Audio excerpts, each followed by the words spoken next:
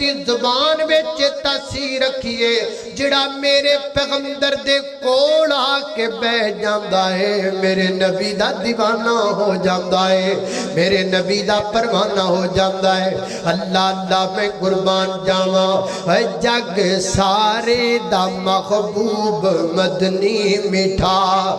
جگ سارے دا محبوب مدنی میٹھا جتھوں لنگدا گیا جتھوں لنگدا گیا رنگ لاوندا گیا جگ سارے دا محبوب مدنی میٹھا جڑے آندے گئے نیڑے باندے گئے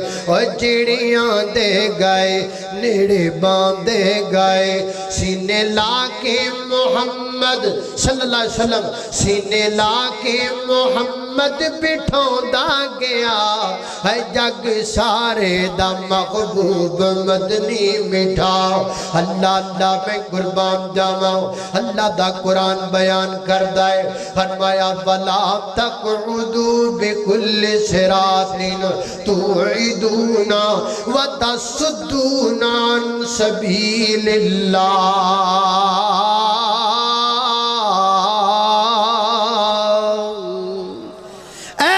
لوگاں دا کر اب قرآن کریم کے ایک اور آیت پہ غور کیجئے اللہ اللہ توجہ کرنا یہ سورہ الانعام ہے آیت نمبر 68 ہے اللہ پاک فرماتے نے وَإِذَا رَأَيْتَ الَّذِينَ يَخُوضُونَ عَنْ آيَاتِنَا فَأَعْرِضْ عَنْهُمْ وَإِمَّا يُنْسِيَنَّكَ الشَّيْطَانُ فَلَا تَقْعُدُوا بعد الذِّكْرَى مع القوم الظالمین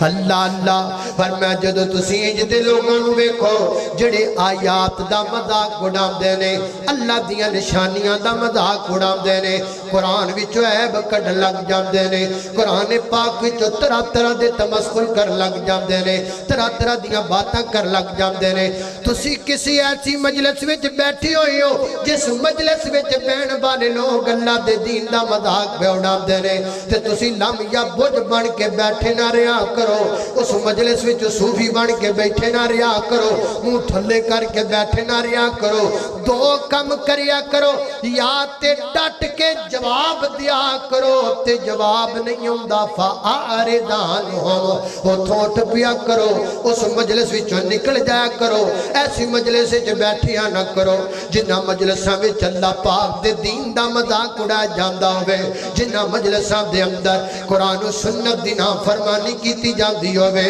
انج دیاں مجلساں وچ بیٹھنا پسند ہی نہ کریا کرو حتی یخوضوا فی حدیث غیرہ فرمایا کدی کدی انج ہوندا ہے بندہ بھول کے جدی مجلس وچ چلا جاندا ہے بندے نو پتہ نہیں ہوندا میں جنہ لوگاں وچ جا کے بہندا پیا واں اے لوگ اللہ دے دین دا مذاق اڑان والے نے اے لوگ شریعت دا مذاق اڑان والے نے بندہ جا کے وچ بیٹھ گیا انہاں دین دیاں مذاق اڑانا شروع کر دیتا انہاں اللہ پاک دے دین دی مخالفت کر دیتے فرمایا فلا تقعد بعد الذکرى مع القوم الظالمین جدوں تو ویکھے اللہ پاک دے دین دا مذاق اڑن لگ پیا ہے فوراً